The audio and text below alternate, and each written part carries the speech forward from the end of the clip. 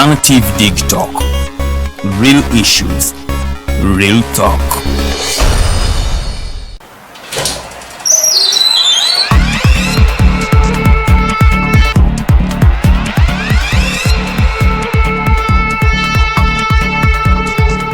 You have got to get up pretty early to go do something.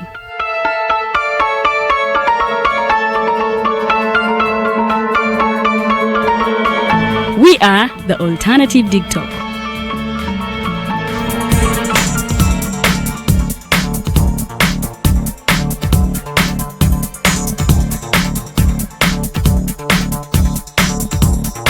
With our mobile studios, we are redefining TV presentation just as technology is setting the pace. We are blending our approach with fresh, perspectively designed breakfast show, The Mighty Drive, informative and entertainment show, exclusive and live interviews. We President Museveni wadde juzi namulaba apima akawunga kilo 2 tasobola kalya nini bwaba alya kilo 5 oyannema okuliisa eggwanga ne bwe limundekera. Njagala kwebaza the Alternative Dig Talk etuwadde kano ka Mighty Drive era n'abatuwuliriza bonna abali ku mikutu njagala basaba mugendo mu maaso n'okuwuliriza. All given to you just a click away on your phone, tablet, laptop and smart TVs as we are streaming live on our social media platforms, on the road and on the go. We are the Alternative Dig Talk. Have you held a peaceful demonstration by holding a placard or won a shot communicating about injustices? Is it a speech about rights? Are they for women, children, youths, people with disabilities, elderly, environmental or lands? Do you know you're a human rights defender?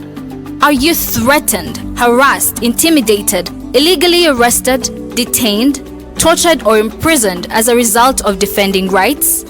If you have experienced any of the forementioned, please reach out to National Coalition for Human Rights Defenders Uganda for assistance on their toll-free number 0800 100 250 or visit their offices located in Ntinda, Kampala, Semawata Road. Defending rights is constitutional. Please don't shy away. Hey Ugandans, I'm Lieutenant Colonel Dewa Kiki, the Deputy Defense Spokesperson and actually the Deputy Spokesperson for the Uganda People's Defense Forces. I was hosted on Alternative Dig Talk. I encourage all Ugandans that this is the way to go. Always watch, participate, give your views and ask questions on Alternative Dig Talk. Dig Talk, the way to go. Have you read a book that makes you want to shout the title from a rooftop? If you haven't, then here is that book. The Evolution of Constitutional Law, Public Law and Government by retired Justice Professor George Wilson Kanyehamba. Renowned Kenyan jurist and panelist Professor P.L. Olumumba and many other amazing speakers will grace the event. Do not miss the book launch on March 26th, 2021, 2 p.m. at Imperial Real Hotel. The ticket comes with a book, all this at just 200,000 shillings. Call 0702 9000 76 or 0783 04 7785 to get the book or follow up on the launch.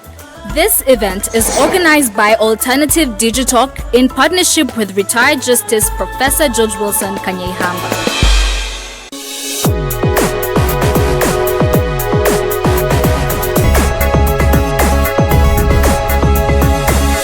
The Alternative Dig Talk.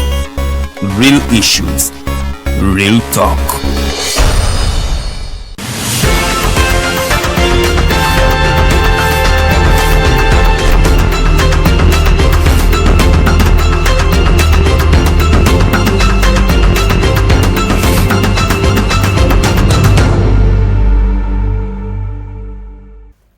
Wow.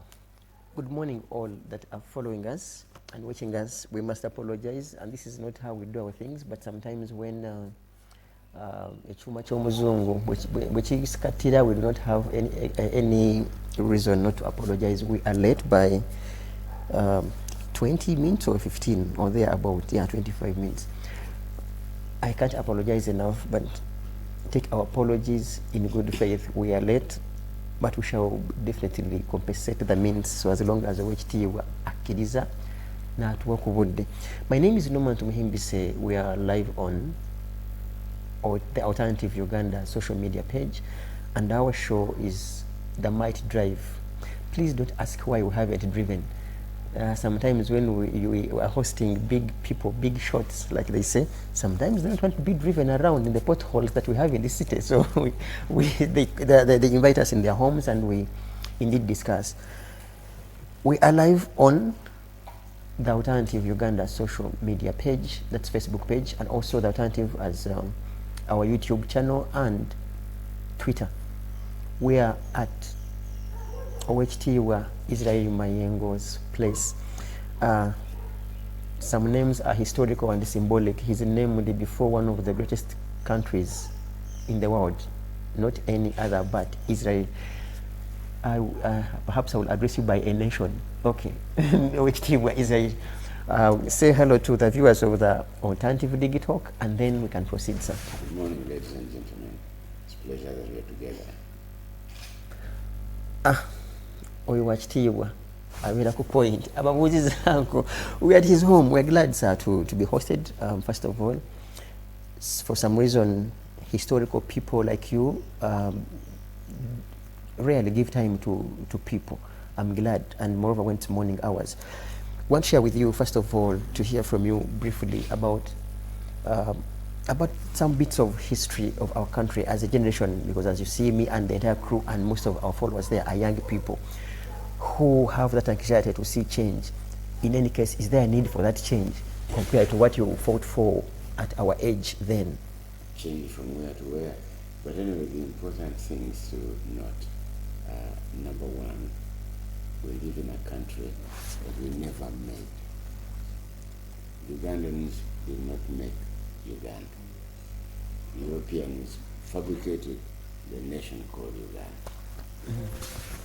That being seen, the most complex part of it, that they put together groups of people, communities that were not together by culture, not together by customs. They just put them together. The Europeans had, of course, their own interests. I think their own interests mostly were commercial. I do not know exactly why these fellows would walk from Mombasa to Kampala, a journey of 3 months, walking in the bushes.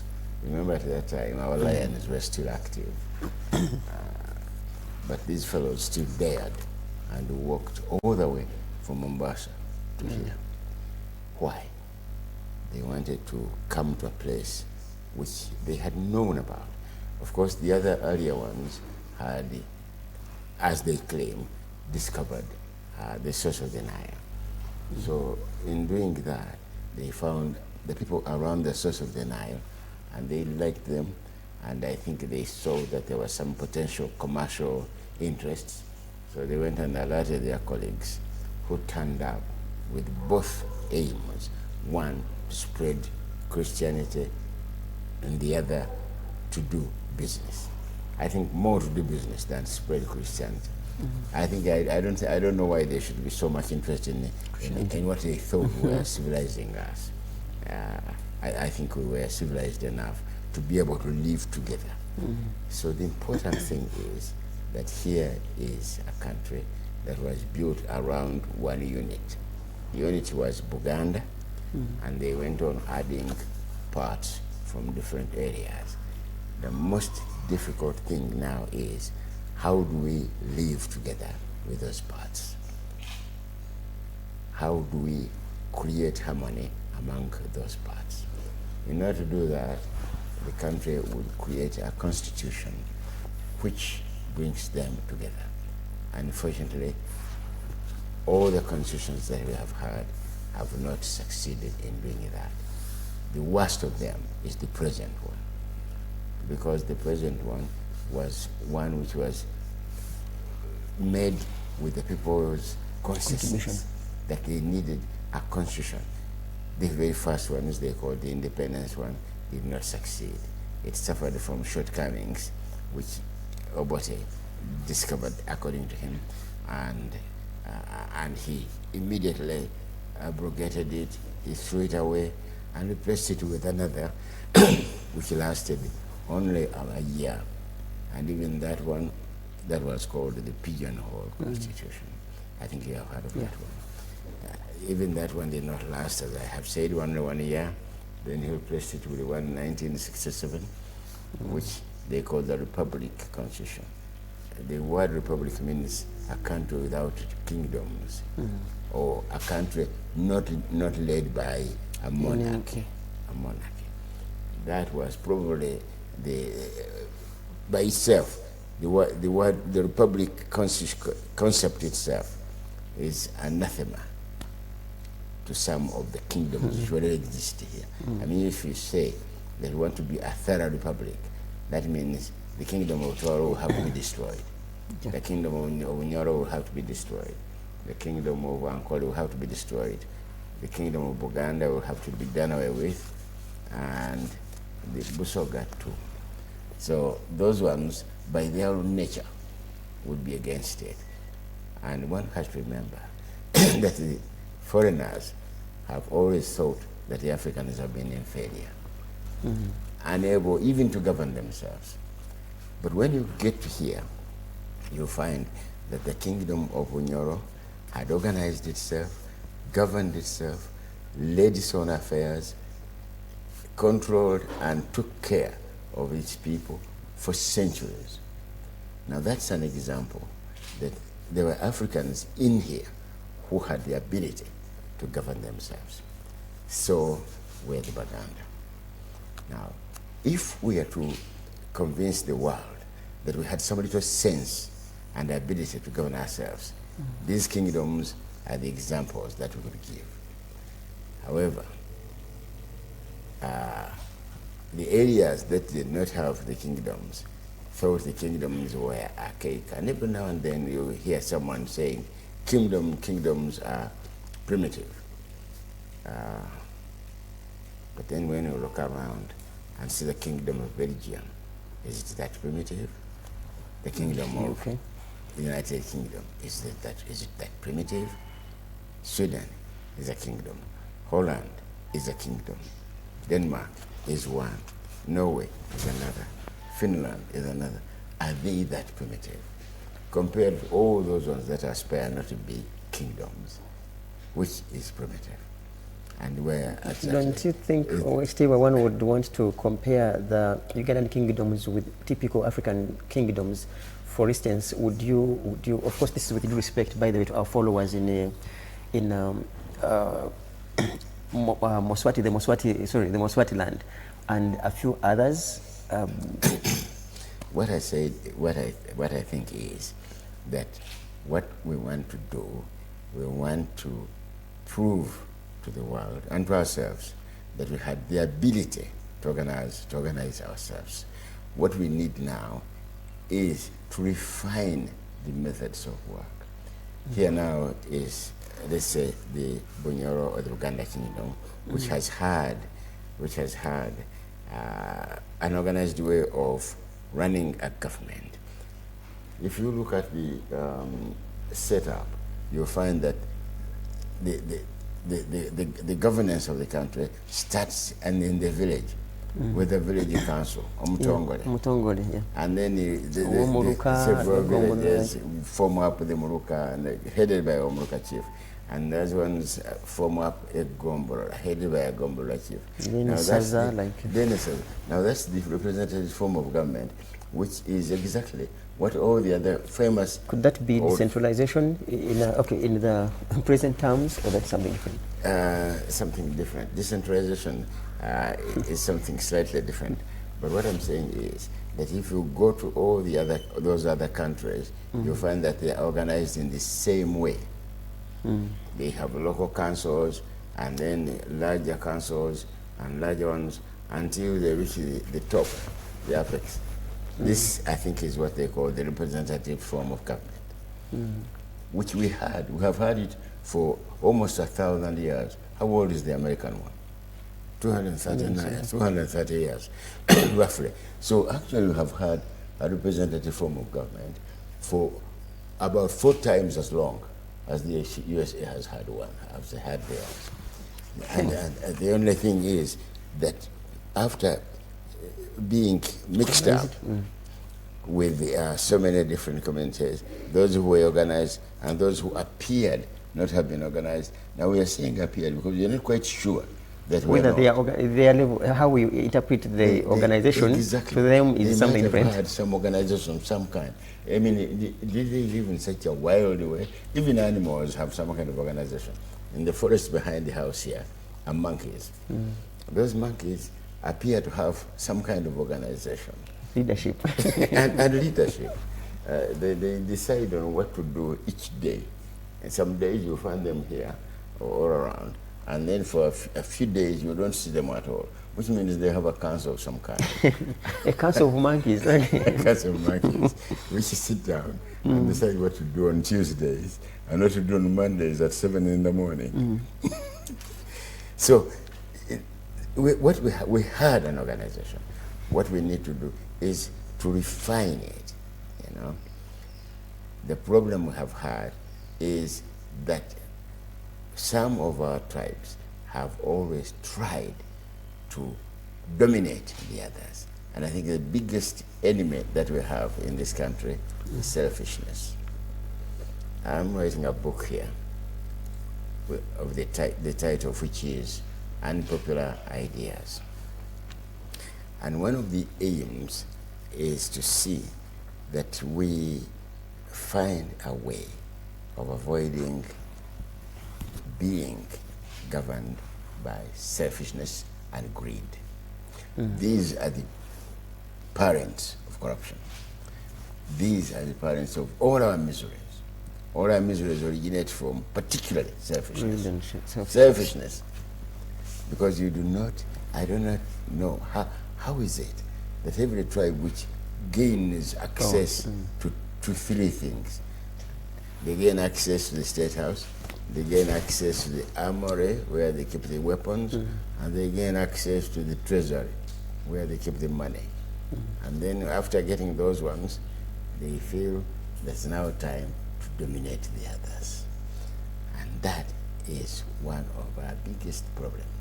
Until we get a government, until we get a constitution that will make sure that no tribe will dominate the others. Right at the moment, Parliament is struggling with the idea of amending the Constitution. I wrote to the Speaker of Parliament on Friday, and I explained that these piecemeal parts of amending the Constitution are actually useless. Once we have agreed that there is need to amend the Constitution, we should now settle down and identify the objective of each amendment of the entire thing. The objective is to create harmony in these tribes. And the final primary objective is to create peace, lasting peace. Now, the piecemeal amendments to the Constitution do not have that. We have had wars here, liberation wars. Who was liberating who? From who? We have an army here which does not do the conventional job of an army. An army is supposed to defend the country against external aggression. Ours fights the citizens, always. We had a war in 1979 called the Liberation War. Who was liberating who from who? Who were we fighting? I think Professor Kenyahamba has told you that we started in Moshi, actually in Nairobi, and other parts of the world, and we all converged in Moshi into the Moshi Conference, which enabled her to join the Tanzanian forces, which were retaliating, sort of revenging what Idi Amin's army had done in Mutukula. So we joined them, and so it was a combined force of Tanzanian forces and our refugees. We headed for Kampala. The question is, were we fighting Uganda or were we fighting Idi Amin? If Tanzania was fighting Uganda, and if Tanzania defeated Uganda, what prevented from Tanzania from taking part of Uganda, just as Israel took part of Egypt? If one may ask, which role did the East African community play at a time when Amin had issues with the rest of the other two countries? Because at the time, East African community had 3 countries, Uganda, Kenya, and TZ. So you convened in one of the East African community countries. Did you, as a member and definitely as an elite at that time, give an alternative to discussions, table discussions, than simply you people being trained to come and attack here using a military force? Discussions between who and who? Inviting Amin perhaps to defend himself, because for sure it would be an abuse to the fundamental principles of natural justice, not giving someone a fair hearing. But would he even recognize that we are worth talking to? Perhaps because you didn't give him a room too. He had all the liberty to go wherever he wanted. But he wished, first of all, everybody who is in government wishes people to believe that he doesn't have any opposition. So Idi Amin had the idea that everything was all right and that there was peace in the country, just as we have at the moment. At the moment, he was consumed by power to believe that he's the Alpha and Omega. So, above all, there's no need for him to. He didn't have any. A few dissidents, a few disgruntled fellows who are not happy with his system. Why should he go? The whole president of an African country. Remember, they feel greater than even the presidents of the entire country. If you listen to Professor Lumumba, they're demigods. Yeah, demigods. We are with Owek Israel Mayengo, and he's taking us, we should say, back and forth. We just go some bits of his history, present, and then we shall also talk about the future, because we still have some time with him. We are glad he has given us some time.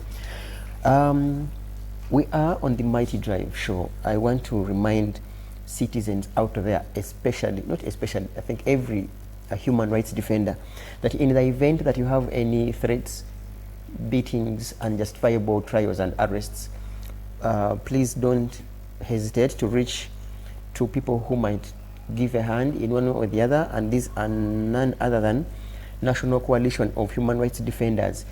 Your phone only needs to have a battery and the buttons. We have seen some phones without buttons. So as long as your phone has a battery and buttons, you simply dial a toll-free line of 0800-100-250. They could give some support accordingly. It could be medical, legal representation, or supporting your legal representation in court, and others as they may deem relevant. National Coalition of Human Rights Defenders Uganda, they are found on Semwata Road in Tinda. It's a not-for-profit organization, so they don't do business. They simply help activists who are in danger. I want to make a reminder about the countdown in regards to the launch of the book by an 81 years old retired justice professor, doctor. The titles are so many, sometimes I forget to know which title I bring faster than the other. So the sequence of the sequence of titles, you shouldn't mind the sequence of titles, but as long as I know, he's a retired justice of Supreme Court, Professor, Doctor, retired Justice George Wilson Kanyihamba, who is going to be launching his 31st book. We are talking about 31 books. I know you know that there are so many people out there that haven't even written a paragraph. This gentleman has written 31 books. He's going to be launching his book on 26th this month. That's the last Friday of March at Imperial Royal at 2 p.m. The guest speaker happens to be Professor Pierre Lumumba of Kenya, an African jurist. The guest of honor is the Right Honorable Deputy Speaker of Parliament, Right Honorable Jacob Olanya, and the panelists include Right Honorable John Patrick Amambabazi, JPAM. I think it's high time that people come and interrogate him. Where has he been for all this period? And why is he where he is, presumably, as of now? And on the same panel, we have Councillor Nicholas Opio. Perhaps he will tell us what happened in Gitaria when he said if Mr. Museveni has the balls, that he should come and tell people who are those foreigners that are supporting civil society organizations. On the same panel, we have Bernard Mona from Ghana. We have Dr. Lina Zedriga. She should be able to account for the withdrawal of the NOP petition. And also we have Dr. Miriam Matembe, but also Owek, I can authoritatively say he'll be there. He has his ticket. Some good time, he got it already. So come, we as young people should come and interrogate these gentlemen. What went wrong? What happened? Why did they allow this gentleman? Were they lied to? Were they convinced or confused when they were at our age? Let's go back to tell the public. Were you convinced or confused during the Mosh conference? Were you being convinced or we were being confused? During the Mosh conference? During the Mosh conference. In the, well, the intention of all conferences is to find some kind of middle ground, to find some kind of agreement. I hope it doesn't get out on the dogs. Oh. So, but don't worry. Okay. We have a lovely country here, which actually is a peaceful country. It has been spoiled by the leaders. And we have had basically 3 leaders: Obote, Idi Amin, and President Museveni. What do you mean basically 3 or still? When I say basically, because actually there have been 7 presidents. But the 7 presidents, you cannot say that Mutesa was a president, really. He lasted, okay, he was a president de jure, not actually. Something call for another word? You can say Tito was a president also? Tito Kero, for 6 months, he claimed he was president. Binaisa with the entire woman, it ended up in Lidukuoma. Binaisa, 11 months.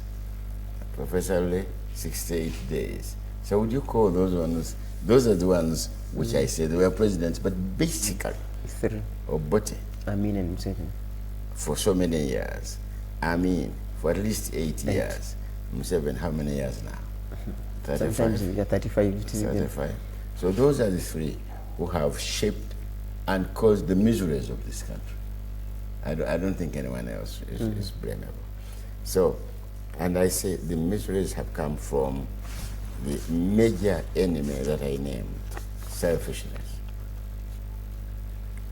which breeds all the other ones. The selfishness which makes people believe that it's only their group, their tribe, that should dominate the others. The selfishness that makes people appoint people from their hometowns, from their home areas, to all the significantly important jobs in the country. Why? Because they want loyalty, they want allegiance from colleagues. In a second, if you don't mind, and I don't want to sound otherwise, but we have seen some countries where presidents appoint their own people and for some reason they work and perform. We look at John F. Kennedy appointing the brother as Attorney General of the United States. And he did wonders, for lack of another word. Is the problem with appointing, I mean the Attorney General, the brother to F. Kennedy. Kennedy is the president of the States, appoints a brother as Attorney General. And for some reason he does, okay, what presumably wonders. Is it about appointing your relative, or sometimes it's about competency? That's for some reason, which you could have a son or a daughter who is doing wonders. Who has the ability, who has the qualifications. Yes, I went to the United States first as a student in 1961, when John Kennedy was only 1 year in the office. Yeah. And I remember newsmen asking him whether he was not a little bit worried about appointing his brother as Attorney General. And Kennedy was an extraordinarily humorous president. His answer was interesting. He said, "What's wrong with appointing Bobby Kennedy acting as Attorney General before he goes out to practice law? Imagine. You start by driving a bus, you know, before you get out to drive a cab or a tuk-tuk. It is true that one could appoint their relatives if their relatives are qualified for the job, and if probably no other is better. So the priority should be given to another person, so as long as they are qualified before you consider your own people. But the nature of our country here does not allow things like that. The nature of our country is that we are made of tribes which are very difficult to do away with. And no matter how vehemently those in government deny the existence of these tribes, they are here. There's no way you're going to do away with the Karamojo. You don't have a chance of saying we are not going to have any Buganda anymore here. How do you do it? The Wanyankole are here to stay. So are the Bachiga, the Banyoro. So all our duty is to find a way of harmonizing them and living together. And that way is called the Constitution. And that is where we have failed. Why have we failed? We have failed because of the selfishness that I have told you about. What is my proposal? I think that's the important part. Before we go to the proposal, we still have some time. Which team? Abavubuka would say otwala speed. So tutwala nnyo speed. We have hosted another Owek. We are glad, by the way, to have so many Owek if that grammar exists. Anyway. That's Owek Dan Muleka. And his which word do I use? Not so strong, per se, has said ekisinga okutabula Uganda batukolera constitution esinga obusiru mu nsi yonna. They will play that card really. They don't know what TikTok. Constitution ye agira ye definition jawa constitution yaffe gyetuyina yesinga obusiru mu nsi yonna. Tetunategeera minzaani yaje koso JP Mako naye nga mu ndaba ye y'ebintu yemu kusinga obusiru mu nsi yonna. Owekitiibwa mwabamu kubakola constitution eno esinga obusiru mu nsi yonna. Tutwale mutuka mutokola constitution esinga obusiru mu nsi yonna. 1993 Salimu. Obega. No, I mean, most likely, didn't you give any contributions as an opinion leader? No. Just wabesuluba bangana fibo yesuluba benga labi. Nali mu parliament yes. Naye nagenda ne campaign ngeyo banonde okugenda mu lukiiko olwakola constitution lweta CA. Yes. Naye nosobola okulonda kwalinga kusinziira kwani asinze kugula mwenge.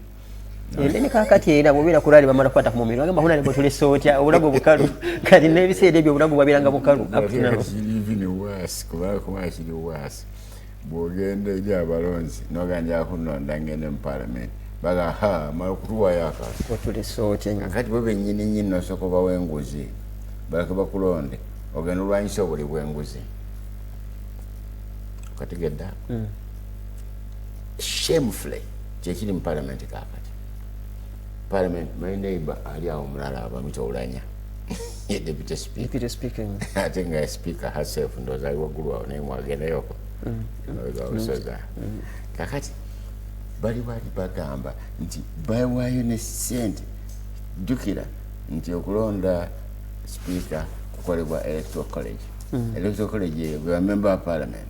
Nalabana omukulembeze uli bwe yamala okubawayo ke yabawa n'atuula okulondoola ke yabawa nga bateeka nga sikulwa nga balonda bulala. Kale kuba kafaananyi okugamba nti omuntu ayagala okulondebwa okubeera speaker wa parliament nga lwe lukiiko oluganda lukulu olulwanyisa ebintu ebizibu ennyo ng'obuli bw'enguzi yennyini ayagala w'enguzi bamemba parliament bamulonde abeere kyamani waabwe mu kulwanyisa enguzi obuli bw'enguzi. Alliance for Finance Monitoring ekitongole kya bwannakyewa kikola okulondoola ssente ezisaasaanyizibwa mu kulonda kyavaayo mu ripooti yakyo ya 2017 nga kyetujje tuve mu kaluka 2016 nikyewuunyisa ensi nti waliwo omubaka omu ng'afulumya akawumbi kamu 1.2 billion okulonde mu campaign. Naye omuntu yeebuuza bwe kiba nga si bubbi buli mu nnyumba eyo house August House lwaki omuntu yagala afulumya akawumbi kamu mu miliyoni 2 ng'ayagala bamulonde ku bwa MP.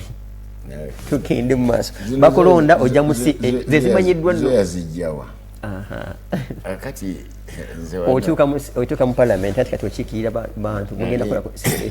Nava mu ssomero mu America nga mu mikono gyange yali senator mu kiseera ekyo eventually afuuka yafuuka cabinet member mu government ya President Reagan.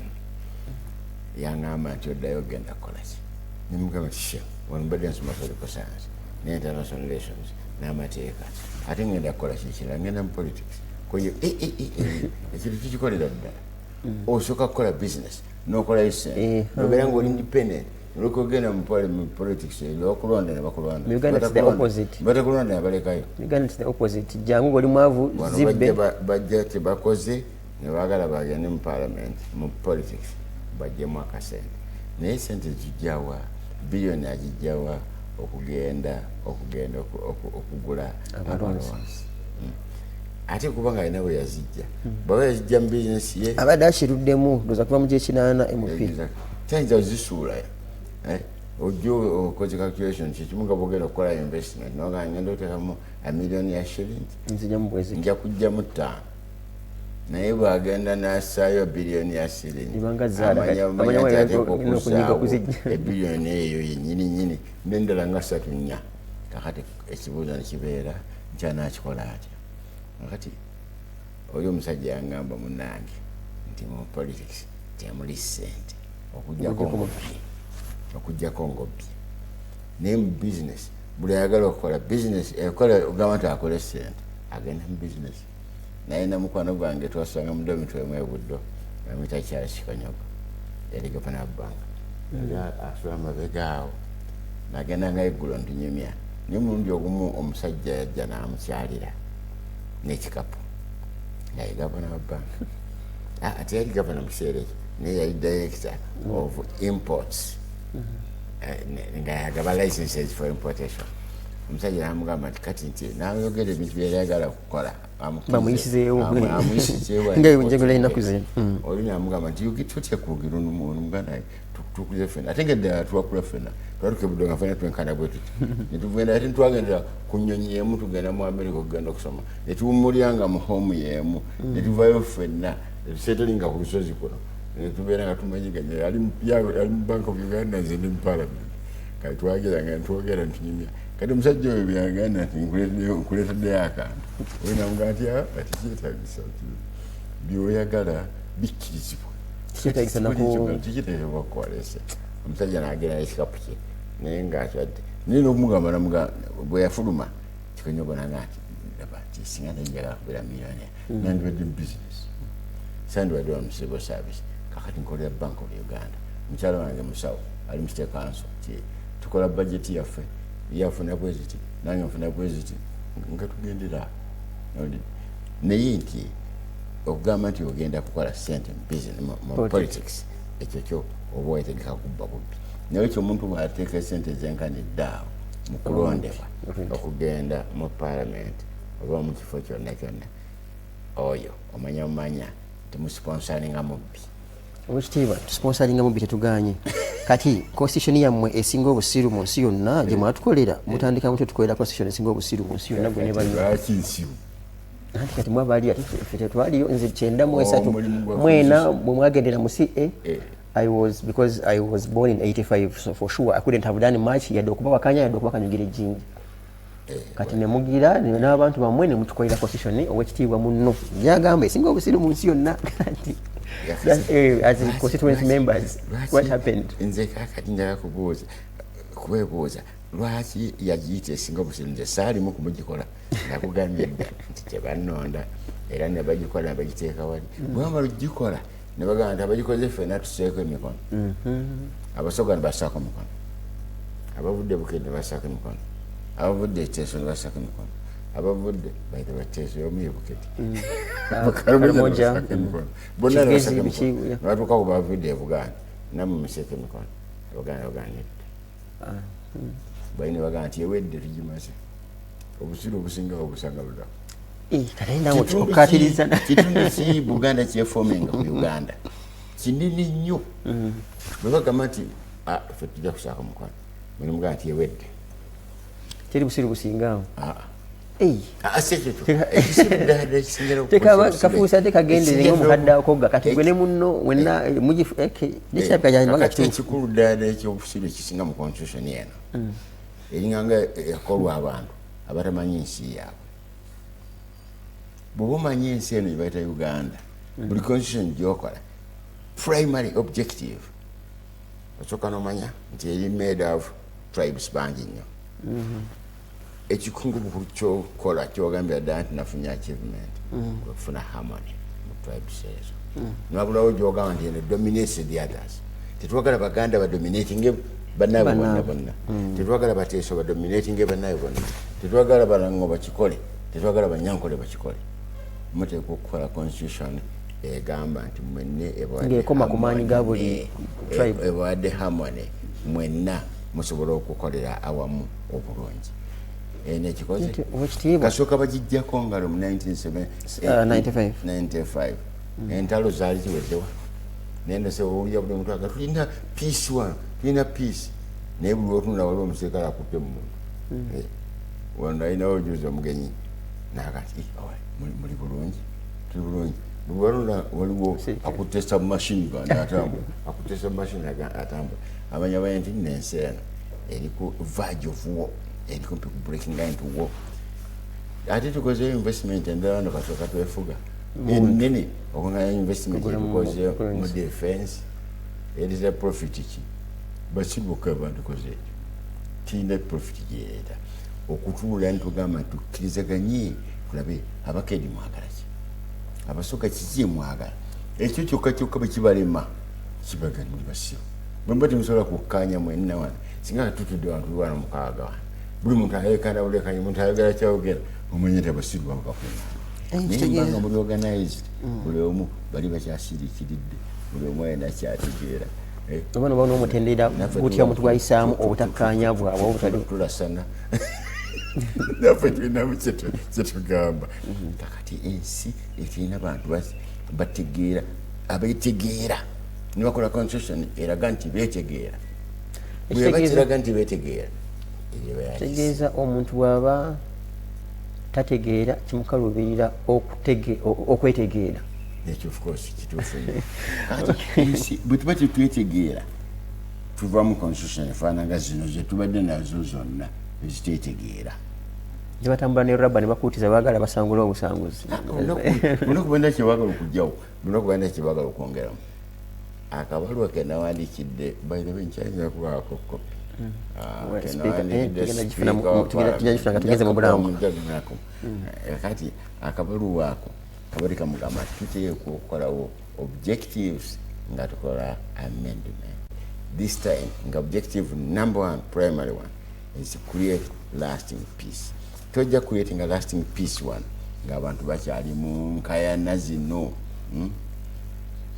constitution bwe bagamba nti abamu bagamba nti the best in the world afa ntugamba nti tetegeera kakati walabawo relativity omanyiki kama kya relativity munaffe professor Einstein yasomesanga physics yayiya atomic bomb aba students be bambuuza professor relativity kyeki naga relativity bw'obanga otudde n'omukyala gweyagala okumala essaawa emu owulyanga atudde dakiika emu yokka naye singa otutudde ku hot speed ng'otudde ku sigiri okumala eddakiika emu owulyanga atudde essaawa namba eyo relativity eyo kakati ne wano waliwo relativity abamu bagamba tulina emirembe and we are enjoying it and we are seeing it abantu bagamba giri luddamu tetulina mirembe kakati yolaba relativity eyo ekitegeeza nti constitution yamwe teraba kubakkiriza kulaba mirembe mu ngeri y'emu abamu bagamba tuli mu ssanyu balaba bagamba tuli mu nnaku Oweekitiibwa bwe yagambira mbu abantu abamu bagenda mu nnyumba ne baggalawo nga bo abantu bagamba abantu bafunye emirembe bebaka n'otulo waliwo ekyanjawulo okubeera mu nnyumba n'oggalawo nosula ng'okanula amaaso olw'amabanja g'oba nago ebikuluma naye nga just ogaddewo yo omuntu n'asuubira okay abatulaba tuli ku alternative digital tulina Oweekitiibwa Israel Mayengo naye kyekyasiza okwewuunya kuba ekitiibwa bano kirabika endowooza n'endaba y'ebintu yemu balina engeri gyabirabamu kati oyinza okugamba yasoose kubeera munno Oweekitiibwa Dani Muliika n'amugamba oyinza okugamba yayogeddeko ne Professor Kanyihamba ndowooza ng'abantu abato ab'omugigi guno tulina okuba n'ekyamaanyi tujiga ku bantu bano kubanga endowooza yaabwe n'endaba yaabwe y'ebintu yanjawulo ng'oggyeko ffe ab'emyaka gyaffe abasaba sibanga kawogo nfunirawa kanagweramu eyo, and that is those are the slangs that people really use of our generation, and we're trying to do our best to ensure that we give you content so that we change and shape this world. We cannot exceed by even a second, because my producer might throw something onto my forehead. We're going into a break and coming back shortly with Owek Israel Mayengo. Don't go away.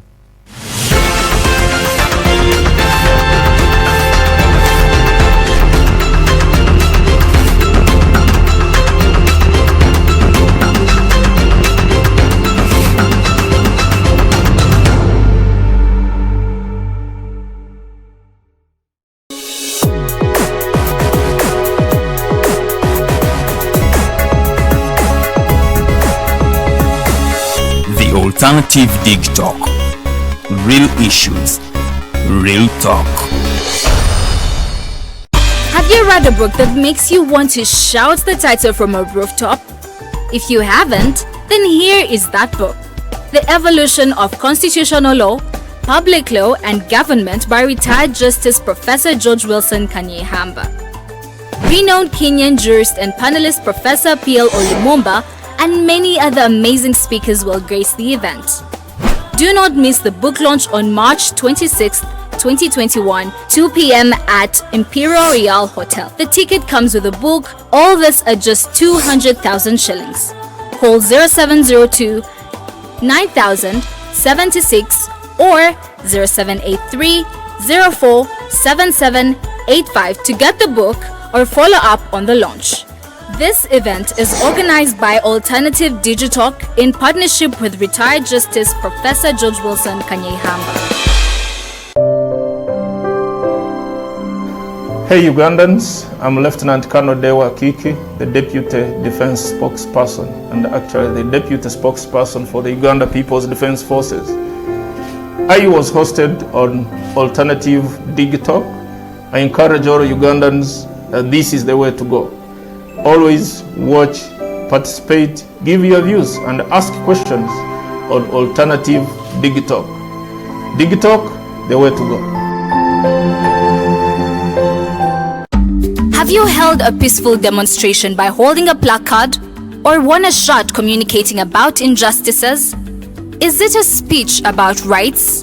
Are they for women, children, youths, people with disabilities, elderly, environmental or lands? Do you know you're a human rights defender? Are you threatened, harassed, intimidated, illegally arrested, detained, tortured or imprisoned as a result of defending rights? If you have experienced any of the forementioned, please reach out to National Coalition for Human Rights Defenders Uganda for assistance on their toll-free number 0800 100 250 or visit their offices located in Ntinda, Kampala, Semawata Road. Defending rights is constitutional. Please don't shy away. The world is at a critical moment of providing innovative alternatives as a means to create change.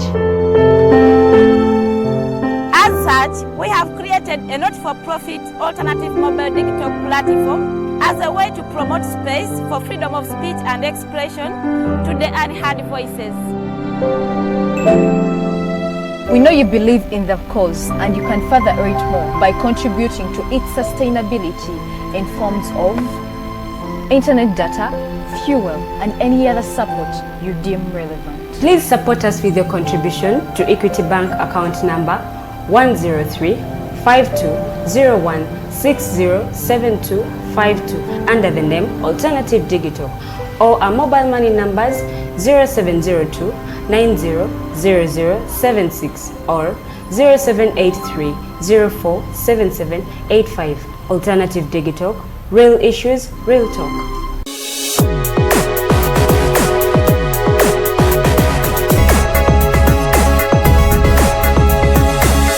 The Alternative Dig Talk.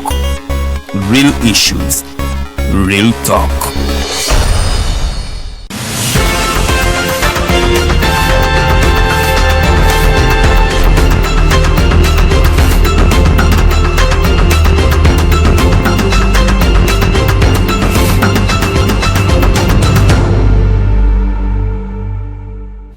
You're welcome, all our viewers on the Alternative Digitalk, but also on the Alternative social media page, that's our Facebook page, and YouTube with Alternative Uganda, and Twitter as well. We stream live here, but minutes later from now, the very show is uploaded on our YouTube channel, so that those of you that haven't been able to watch us on Facebook can find us on YouTube. I am calling upon citizens out there, if you know you love Professor Kanyahamba, also love reading, you're so passionate about the history and politics of this country, not to hesitate to get your ticket of simply 200,000 Ugandan currency. This money comes with a book, and his book under a title, Evolution of Constitutional Law, Public Law and Government. It's his second publication in that very book, second edition, having published one in 1975. So this is the second edition. With a few words from Justice Engonda Ntende, who gave a foreword, he said he was so unlucky for not having read, for Prof not having published the second edition at a time when he read the first one in 1975. So that means, that shows you how great this book is. We are anticipating strictly 200 people due to COVID-19. So tickets are on high demand, and as a principle, it is first come, first serve, because we need few people. Be amongst those few to come and discuss, interact, and interrogate the panel and the guest of honor and so many others who are going to be in that space. That is on 26th March this year. That is the last Friday of this month. It's going to be at 2 p.m. Imperial Real Hotel. For further info, don't hesitate to call 0702 9076 or 0783 047785. I can assure you they will respond to every single questions or any deliveries for your tickets to have you secure space in that hall. Please be one of the 200 people. Owekitiibwa tugende mu bulango nga tuli mu constitution ekyasiza obusiru mu nsi yonna, omuntu ayinza gifuula ate ey'obugezi mu nsi yonna. ate njo gifuula ey'obugezi tujjawo enzije omwana bwaba omusiru owekitiibwa temutereezaamuuko ate omusuula mu kibira.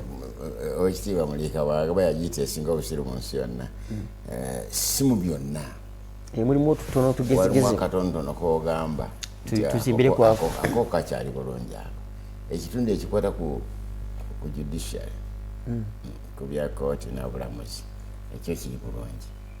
Ebitundu bibiri ebyetaaga okukolako amendment. Ekisooka kyekya legislature. Legislature eno ye parliament.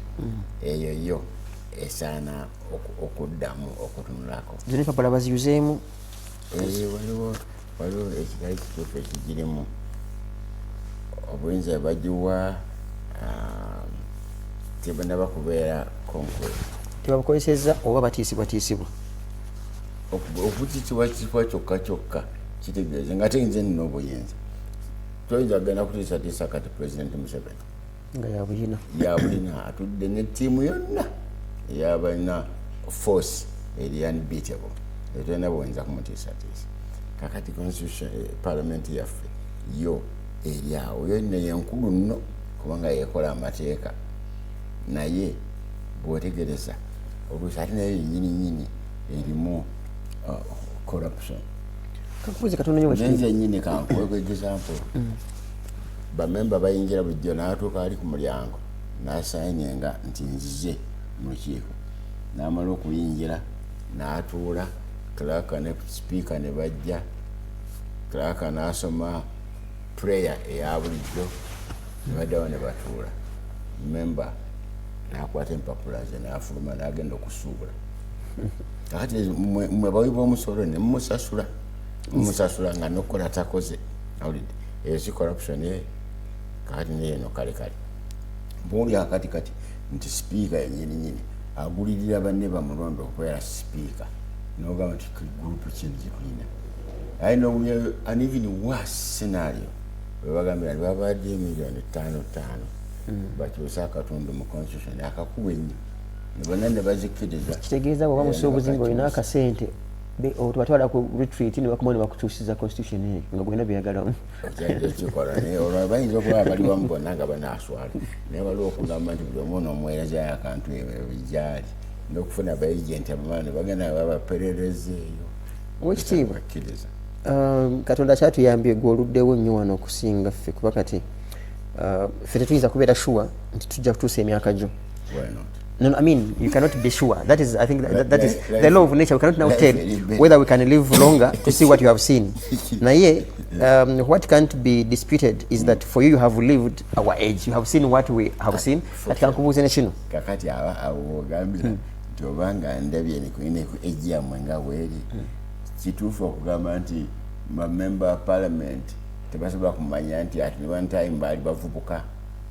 Awonze naawe kati ati constitution y'ekizibu gye nkugamba bakiikiddewo n'abavubuka aba representative ate nno ffe tulina bataano abakiise abavubuka tulina bataano kakati n'ogenda singa otunula mu records za parliament boze beeta hansard n'ogamba nti abakiise b'abavubuka abo bayitayo kiteeso kimu parliament mu myaka etaano egiyise tuyinza okuba nti kiri nayo tewali n'ogamba nti nina mu mafunyewo abakadde ensi zonna zirina parliaments nyingi nnyo eriwo erinamu ebifo by'abavubuka kumpi teri n'abakadde kakandi abakadde siraba nsonga lwaki bali mu parliament n'ogamba nti bategewo special ndowooza ba Moses Ali ne banne si bakadde nnyo okukiikirira mmwe olyabo kiva tebanakula kakati olaba constitution y'ekikino abakyala balimu bali ready bangi nti atufune ne special seats ez'abakyala nojja nosanga abasirikale nti watuddewo n'abadde UPDF kakati olwo kigaana kuteekayo special interest group ey'abasomesa kiki noga nti abasomesa nga bafuna abakiikirira wali mugenda kwekanga olwokubiri nga bagaa nti n'abasawo nabo nga nobakola omulimu wano omuntu omu yagamba atinga bangi nti bwe tuba nga tulina abantu abatalina mirimu nga bali mu bitundu kumpi 84 ku buli 100 lwaki bakiikirirwa ate netuba nga tulina akiikirira abalina emirimu naye nga abalina emirimu bali bitundu 14 ku buli 100 naye nga na argument ye I want to ask you this muno bwayite ekisiru kati muno muri mu ranka yemu ab'ekitiibwa babiri kankubuze kino ekitiibwa nabadde ndabako ku TVM nga chief whip opposition honorable Semujunganda nga wekyokulabirako nagamba wapaka bulonga kyali speaker wa parliament yakwatanga n'olupapula nakola roll call gundi oli wanu ku mukono president sa n'otuula kati bw'ogamba no parliament erina buyinza is it a parliament as an institution or by the leaders of parliament? For example, if Kadaga is in charge of parliament, why wouldn't she take charge of her house and puts it back into normal? Nti bw'alaba ng'entebe amazima matuufu tulaba ku TV ezimu n'owulira n'ennaku nga amazima parliament nibo abantu nga 3 naye ng'entebe zonna njereere naye ng'omusaala babawa at a personal level and as a movement leader out there tulaba babaka abamu and this is with respect nti omukyala katugeze jono sigenda siza butamumenya linnya omukyala nga Judith babiri omuyimbi tetumanyi oba abantu be bakiikirira bamutumagenda kuba bivulu Bulaaya talina na wamanyidwa mu talina na wali mu ggwanga muno era ne bawana ekyokulabira ku wano nti bwe bamala okulonda Kadaga akaloke kawedde abantu be bakubya akalulu teri muntu agenda kudda mu parliament naye nga omusala tugenda basasula paka mu Gwokutaano obwo buzibu era mutunabonanyeza ku mukulu Museveni nga madamu honorable speaker of parliament Kadaga wali ne deputy Olanya nga we bali bombi bonna si bafu balamu buli kisobo kyonna kyolaba wano emirandira gyakyo giri mu constitution buli kye bakola kyonna bakikola constitutional balonda Judith babiri nga basinzira constitution kyegamba constitution egamba mulondi jukira nti tuli mu kyekola kye bayita democracy eddoboozi ly'abangi omukulembeze bagamba mukasa balonda anawaliko omukono lina weteeka okukomako kwegamba mutuuka ku stage bwe mugambira naye no wano nakwetwakaya tugendera mu ddoboozi ly'abangi naye abangi betulina tebategeera kye tuliko yadde bangi abasinga bungi kyomanyi member wa parliament kyayinza kukola singa ndandisa okampaining wano nengamba nti abange ntiyera amumanyi banakyalo n'abasinga obungi wano bali eri embanga namuwongo ne bagamba nti wano kuva ku Mayenga kuno nja kuzimbawo olutindo wano ogenda okutereebuuka ku nnyanja waleka bakubengaliza amaanyi era mumole kuyitanga eri mukagudo kalyako eggaba kaliko ebinnya ngaate kaliko nemmotoka ezigenda zifuuwa obugombe ezibagoba nekukuba nemugwana mubinnya bakuba mu ngalo teri agenda kubuuza nti sente zinaavaawo teri agenda kubuuza nti ono kikola otya abasinga obungi tebategeera member wa parliament kikyagenda kukola akali wogambira nti oba ati twandiisize electoral colleges naye nezigenda nga ziexpandinga abantu batandise okutegeera ekimala olaka bagenda mu universal suffrage ogamba nti bonna bakubya akalulu tefudinga ebyo francing olina okusooka kusasula ssente okulonda wekitiibwa toba oliawo owe value akalulu ako otherwise anti naye bakigezaako edda mu america nga bagamba nti omugagga yeka yajjanga okulondebwa kati omusajja najja nga ajjidde ku ndogoyi ne bamukkiriza n'akuba akalulu akati omwaka ogujja najja okukuba akalulu namugamba nti nga tolina akantu naganya endogoyi yafa oyo naga endogo yafa nti tojja kukuba akalulu kati nasigala nga yeebuuza kati nti omukubi w'akalulu yali ani yalinze obalijjakasa ebigambo byabwe tebiggwa malojja. I want to remind all of you who are watching us live that you can reach us and reach also Owek now here and now by calling our studio line which is 0789017145. A number y'essimu Owek Muganda wow okay awusijagenda yeye Muganda there is Muganda okay nze ni Muganda gere banga nazaliwa Lwengo so ni Muganda gere kati wekitibwa Muganda Buganda 07 okay 078 0 kasoba ngo kweseza ennimi zino wammanga Olunyankole Oluganda Oluzungu n'Oluswahili tujja biyiya ajja kuddamu kwa kusimu 078 0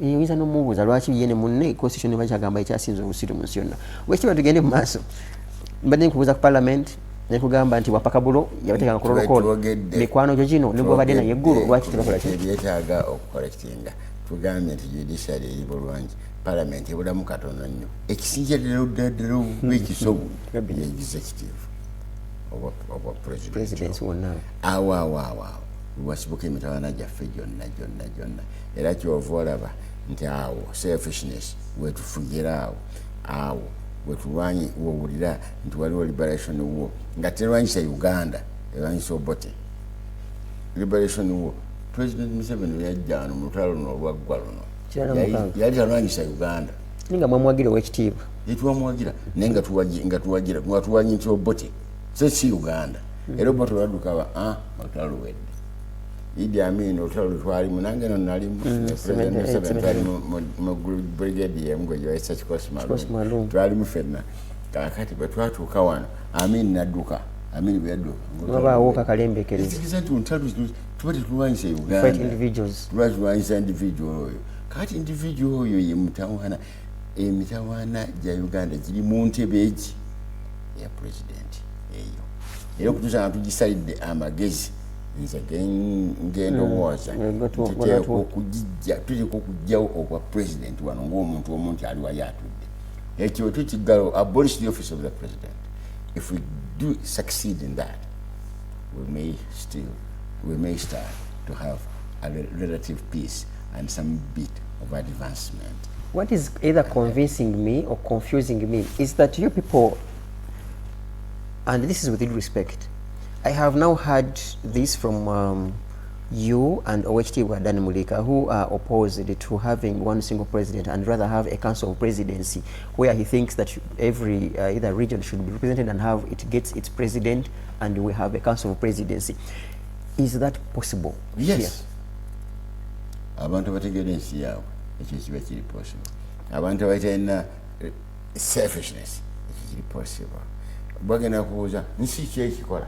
It was my second question. Ani yagamba ku nsi kuno nti Africa tebayinza kuyiyayo ekyabwe ekijja mu conditions zaabwe.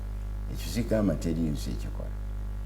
Wanulala omukuba neighbors banga ntemu ekitabo muyiya babiraba ng'ebiri primitive mu kigezi abaana bafunanga embuto ku lujja nga bakanyuga kazinga kati nga nayo kintu kyabo kiyiye nga kyo kyabwe it is indigenous council of presidency tujja tulifining ebintu byaffe n'empisa zaffe ezimu zetugamba nti ayi yano tesaana tugisuula tugamba nti tukyuseko kweno tukyusaako kakati nsi ki bwejomanyi etenda president baneighbors wange wano waliwo famire z'Amerika 16 wano kati tujja tusinka ntinyibya olwa deputy ambassador yajja ntutulako wano ne munne omu nemubuuza nti businga bakugaya nti mulimu ensi emu gyogamba nti ntebenkevu ddala ddala wandimaze ensi ki koye oba Switzerland nenga nti osanga ndi oli mutuufu president yani by the way nga simumanyi kuze tomanyi oli mutuufu kubakyaliyo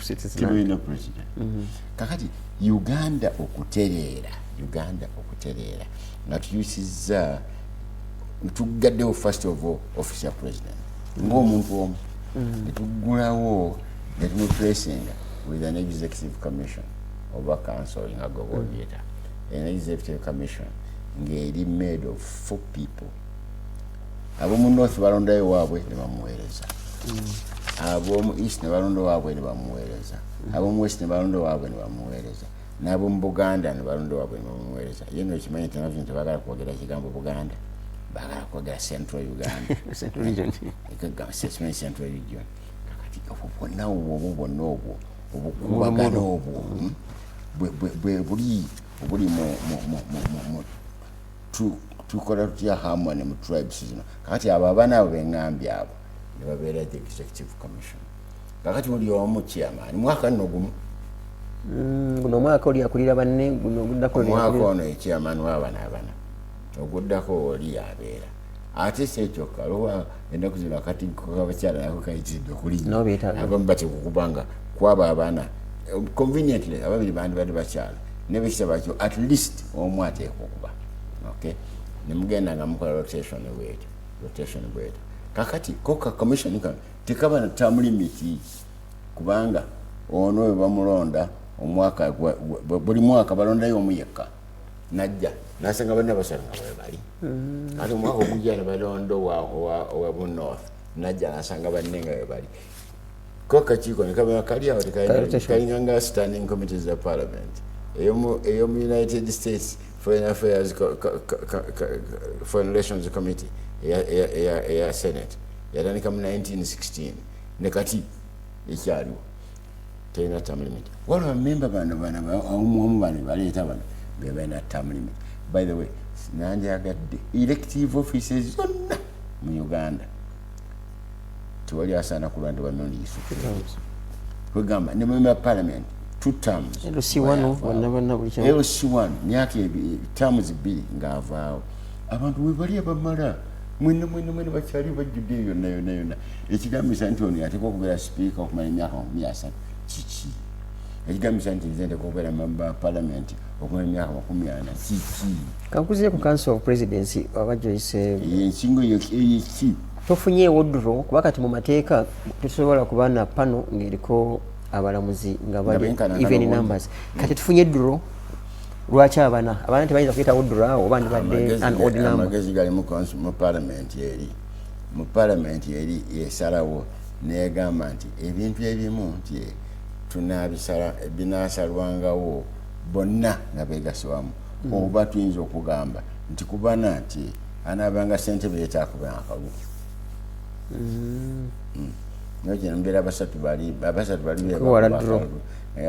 bonna bagendera wamu kirungi nnyo abiri bebagamba nti tuganye omuntu ajja kubakanya kegamba ekigendererwa abo kati omu kuba ayinza ati ogamba nti mukyala wange ajja kubeera minister wa defense banne bagamba nti ekundi mukyala we tabadde mu magye kumala akabanga ti kale basi ekyo kabeere minister wa education tasomesanga kugundi tuyinza kufunayo musomesa mulala nakola ekyo kwegamba nolabanga abantu bateekwa okufuna ekyo nobulawo asukkulumye gabagamba nti ye katonda ye president wano nayita buli wantu wonna nibakola ebintu ebikiyaaye obulya mbukatinge olwokubanga batandika mu America ne bagamba nti first lady ye mukyala wa president ekyatuuka mu Africa nosanga first lady, first son, first cousin, n'emmotoka n'ozebera first car, first car, first cow, first dog.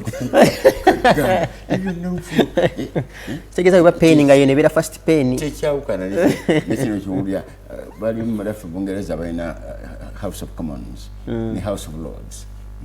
Kakati Mayor wa London alina seat mu House of Lords. No, it was the Lord Mayor of London.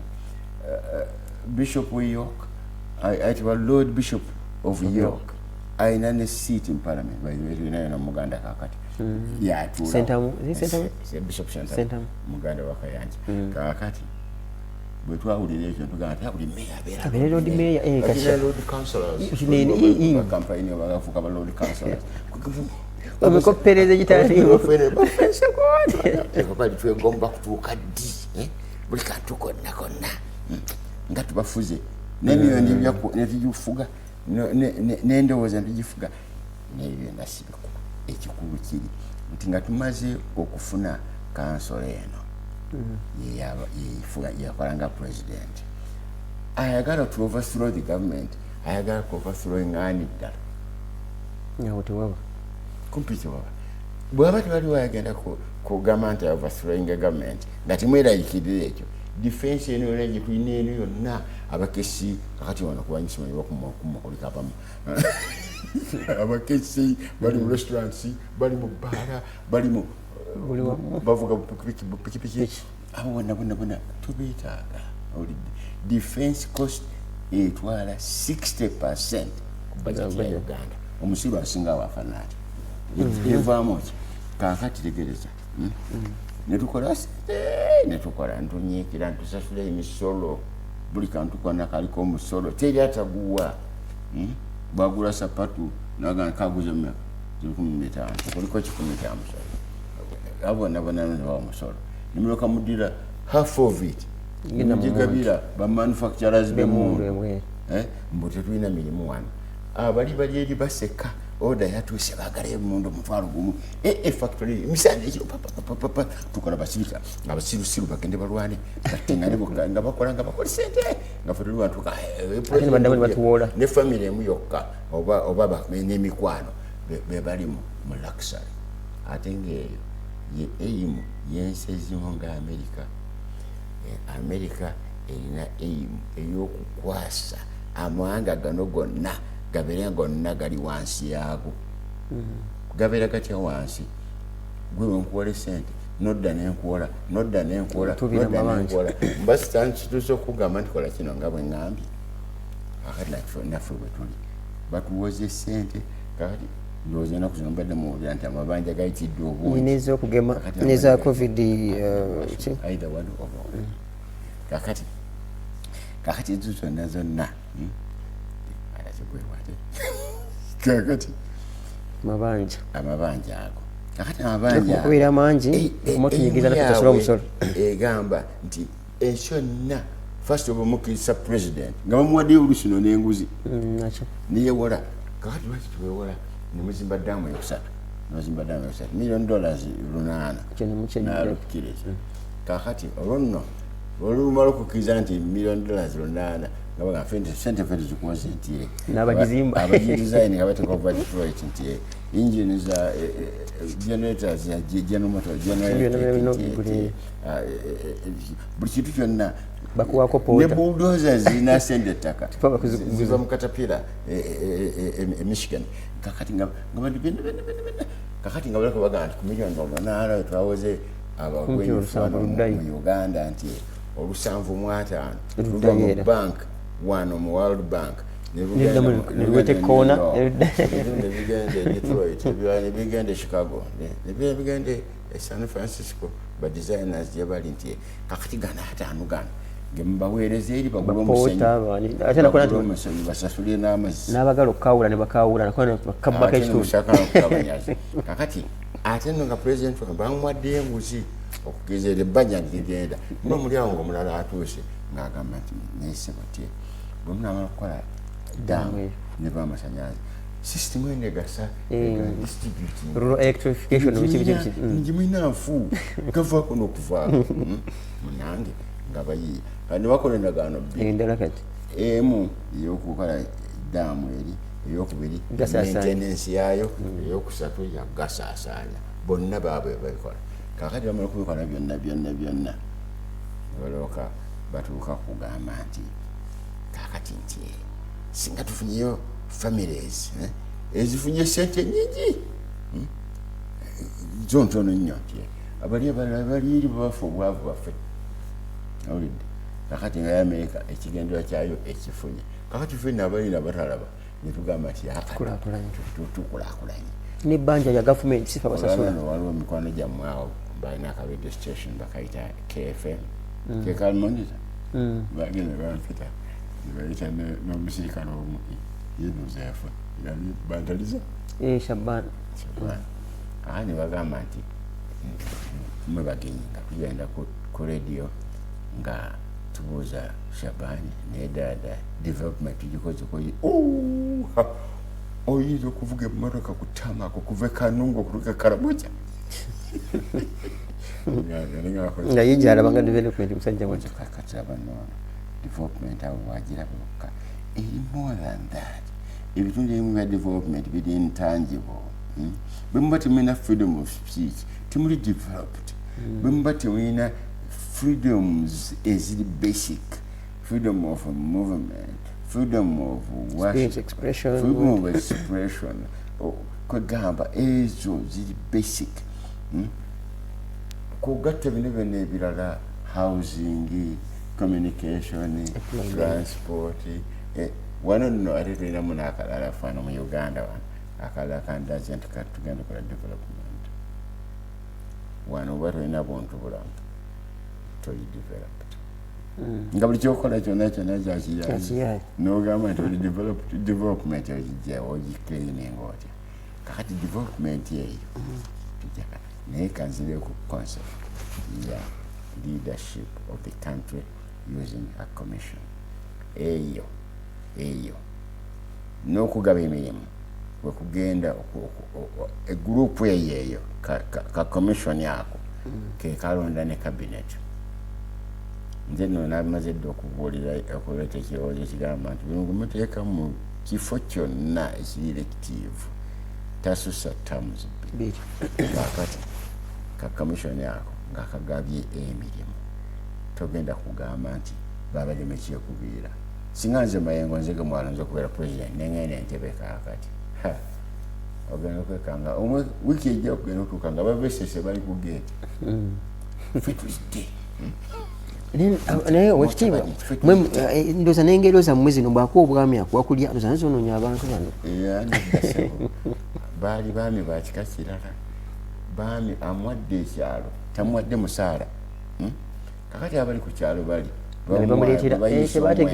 bayise omwenge ne bamuleeterako bwe batta embuzi babaleeterako okulya kwe bagamba nga si musolo gwa kutubba bagambanga ekyo nga bamuleetera n'ebyokulya yamwadde obwami yamwadde musaala kakati kabaka musasula ki talina musaala ow'Ebungereza naalina parliament etuwulira ddala nesalawo nti sente bwezi Buckingham Palace naye alinayo ka budget committee ewuwe eri ne bagabanya wano waffe ekyo tekiriiwo bamuleeteranga amakula ab'eggombolola erigende balese embuzi 10 enkoto z'amatooke 20 naye naate nga ne mu lusuku wali alina abagerekaire olusuku lwe kakati n'abeera bw'atyo nga talina eyo concept yaffe ya Kifirika yaffe yawana bano nabamu bano bagamba nti tuli modern bo bagamba nti mubiti tetubyagala ebyo kakati nno waliwo munnaffe omusajja omudugavu yasooka okusomesa mu University ya America esinga obutuumufu ogimanyi erinnya ndowooza University esinga obutuumufu mu America eyitibwa Oxford teri mu America Oxford no Harvard. Kakati mu Harvard mwalimu omusomesa bamwita Woodson Carter ng'asomesa nga mudugavu yasookayo nomubaddugavu okusomesaayo 1933 nawandika ekitabo The Miseducation of the Negro. Omufirika ali miseducated. Kiki ekisooka okulaga nti ali miseducated? Asooka okunyoma byewaabwe. Scorning your own culture. Kakabonero akasooka nti oli miseducated. Kakati bano bano bangi nnyo totally miseducated Africans bali wano bangi bayitirivu. Agamba nti mujibu umuluka musewero sisiri nokumenti katetigira kyo. Mujibu umutongole musewero siwan. Tebo no boli siwan obona bwala bana abamu bapangisa mugaraje ndi mwami kwekyalo. Bali mukagaraje wamulana wasula. Ewafu alinga ekyabazinga kuwa bwami n'ogamba nti twena na waka olubana kulabirako batya nti nawakolerawo omuntu asaana okubeera wasula nti omuntu asaana okuba n'olusuku asaana okuba n'omusiri gwa lumonde n'ogwa mwogo alimu okugamba nti basanze omwami ng'agenza okusaka. Katonda nnyo ekitiibwa. Waliwo akuba katusooke tumuwulirize tulabe. Hello. Hello. Yes, good morning. You're on... Very to Mr. Norman and to Owek Israel Mayengo. Yes, please go ahead and give your question or a comment on our show. I am calling in from Mumbai. Yes, please. I really want to thank Owek for that insightful discussion. But my question is, his side, after the 1995 Constitution being approved, there were Uganda citizens. I really want to hear from him what the Uganda did after the Constitution being approved without their signatures. And my other question is, after him suggesting of Uganda not having one sole president, that thing sounds not attainable. Couldn't he be having any other solutions apart from that? Because if it is just not impossible, it will not to be attainable in the near future.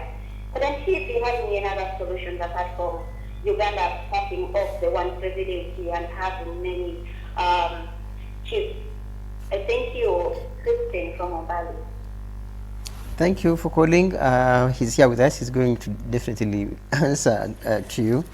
I think the first question was whether Buganda that the Buganda signed the constitution and whether that was all right. Kakati mu constitution eyo yemu Oluganda ategera bulungi ayo. Mu constitution eyo yemu mwaka tundu akagamba abantu bajjanga kubeera governed with their consent. Kakati abo batasayinga abo did not give their consent. Buganda as a region and as lwaki tebaawa consent yaabwe kubanga tebaamatira n'arrangement eyali ekoleddwa mu constitution. Lwaki waliwo okupapa nga batabayinza kugamba nti tutuule. I am saying okukola constitution even if it takes 5 years tewali kitukugutanya whatever time it takes tubitegeere nga tetuna sente mmeka is spent kukola constitution byonna be less than olutalo lwa liberation olumala omwezi ogumu cost yalwo. Kakati abo abatamatira tebasayininga, therefore they are being governed without their consent. Babatwala butwazi by force for abangi. Kakati Buganda wanelinganga ekikoola ky'omuti ekigudde mu mugga amazzi gagenda nakyo gye kigenda. Kakubuuza ekitiibwa Katonda era wenyini ekyokuli kyabuuza kibali kigamba nti alternative y'ekyo nti abantu abaana abo babanga si ekyo it's sustainable or something. Leadership by an executive commission ng'eyo teri attainable. Naba kumpansonga lwaki teri attainable. Badde mufunye obindowooza agambye it's not attainable oba not sustainable. Teri attainable. Okay. Ndowooza bwawe kyoba ya attainable era ya sustainable. In any case. Kakati definitely attainable. Is that through a referendum? Is that how do we? How do we convince? Many the constitution, the executive part of the government is made of this. Nemujamu selfishness then. There could a defense were reduced by 50%. even more, even less, lower than that. Temujja kuba na worries about being overthrown. Temujja kuba na conflicts ez'okugamba nti munnaffe president yalonze abewaabwe bokka be bakulira poliisi kati beyesiga naye singa nga tuleese combination yeeno tujja kuba nga tulina an equal representation eya regions ne development yennyini ejja kubeera nga eri considered around the country. Naye kati singa ogenda kati kasooka twefuga bwogende Karamoja wachalinga almost bwali bulinga kakati genda mujjayo ate omusolo era mu gende Bushenyi olabe ogenda ogeraganye ne Karamoja. Bushenyi yali afaana atya mu 1962. I think okay, I want to follow the history that I have read, that if Uganda has had some person, that some people, of course ngenda kuchikubuzaako muzinda kyesigadde ng'ogyeko ebintu ebitagenda bulungi between Baganda oba Buganda with Obote. I think this could be two different concepts. People would say mu Bushenyi Obote mu Nyamurunga, UPC Nyamurunga, and people were relatively the country bagamba it was balanced.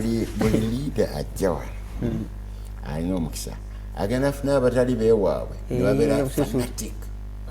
Ojja kusanga Obote waliwo omulwana waffe mange tulina homes bbiri kwejeko ku beach, waliwo omulwana waffe amwita Akasisi yali omu ku banene fanatics Obote be bayiyanga ekigambo kino ekyennyamurunga akabinja kasinga obulungi n'okujja mu kisanvu muweme kandi mumwaniriza era Bushenyi n'osanga alina oyo fanatic we n'abeera ne Musa Sebirumbi fanatic we n'abeera ne Mashete Kuya Omugeso fanatic we buli region ng'abaako gwajjayo fanatics abo kakati obasangawo ne kati ojja kusanga omukyalo omu avudde eruwere eyo is a fanatic of the president, this type of thing.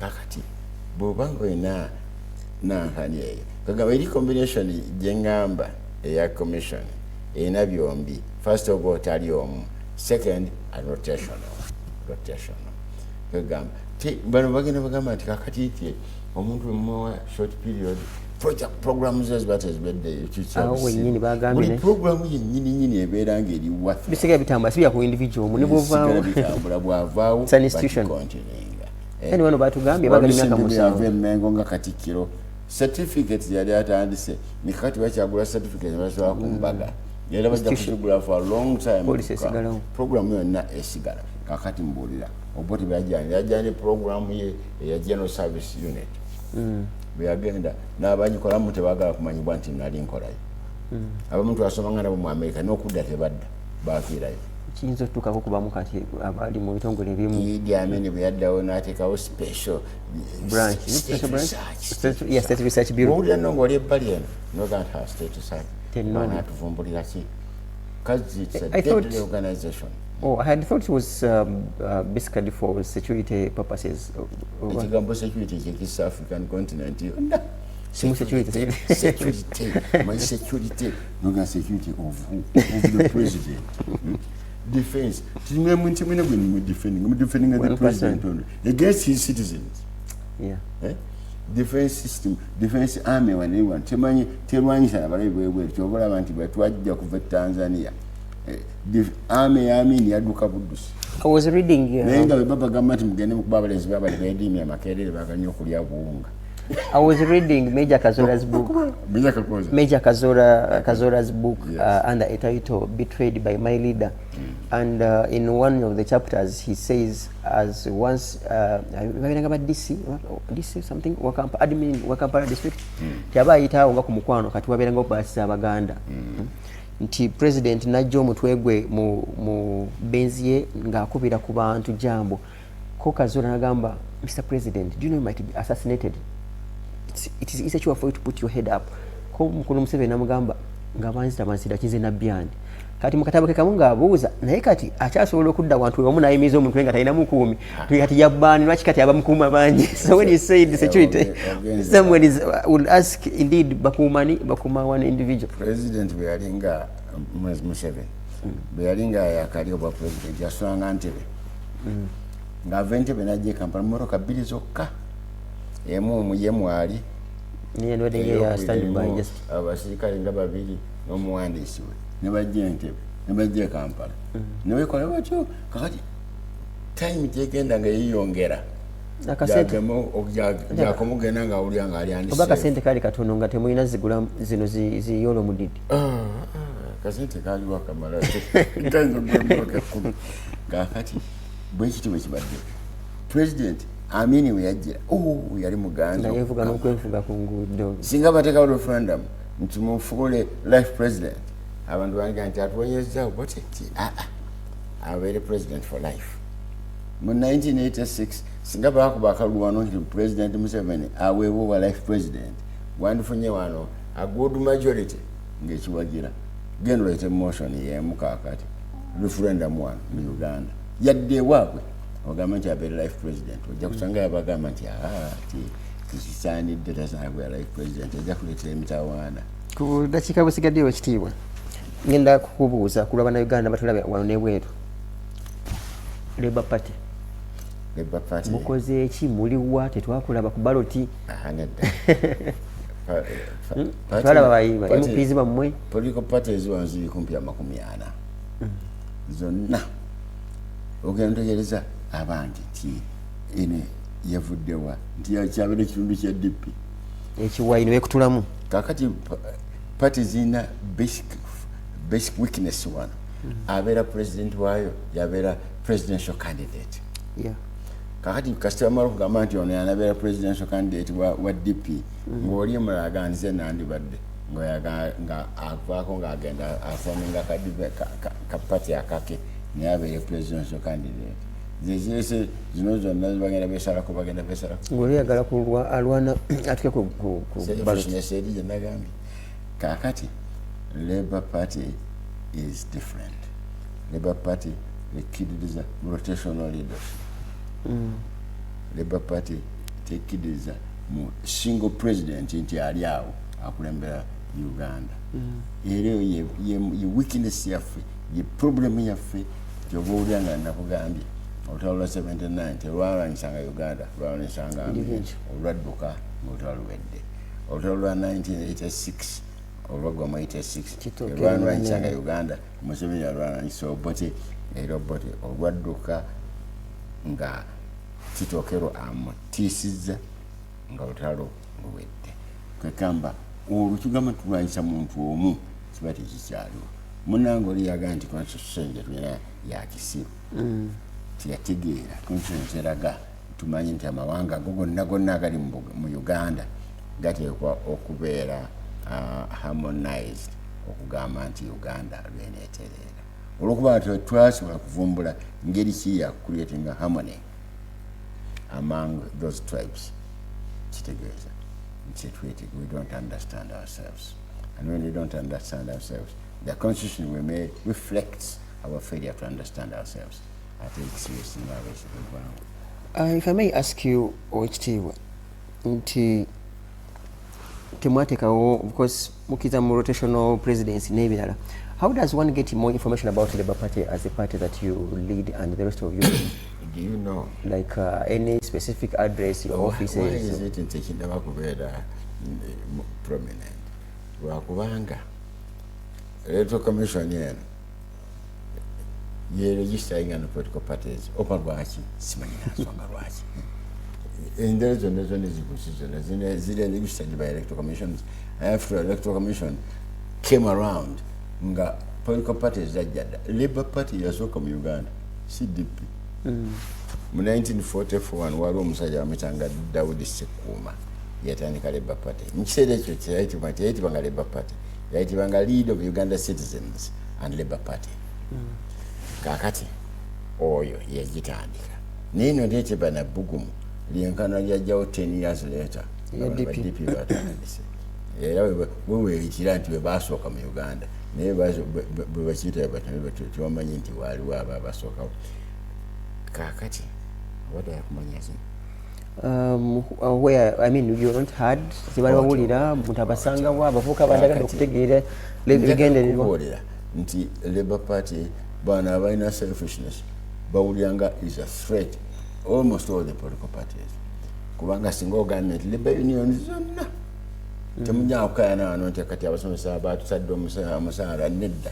Your party is there too. Education gundi teachers union member mulonda minister of education abamuleeta abasawo bamwe balina union yaabwe baleete minister wa health nga bamuleeta kati nogenda okukwata unions ezo eyabasomesa terina noweeteri eyabasawo tewali wetali kalwaliro okusamusoota nokukwata unions eza bulijjo transport waliwo nowala abalenzi baffe bavuga pikipiki singa bakitegedde ne bakola union yaabwe nabo nga bafuna se awulidde n'okukwata aba bulijjo plantation workers bali batema ebikajjo kakira kawolo bali sugar plantations ne plantations zinoga amajani zonna ne union eryabo n'okukwata union of hotel workers ogenda okugattagatta union zino ebina byonna bino oba obimize such a threat era gavumenti okugaana okukiregisteringa batuufu kubanga mind yo nti aim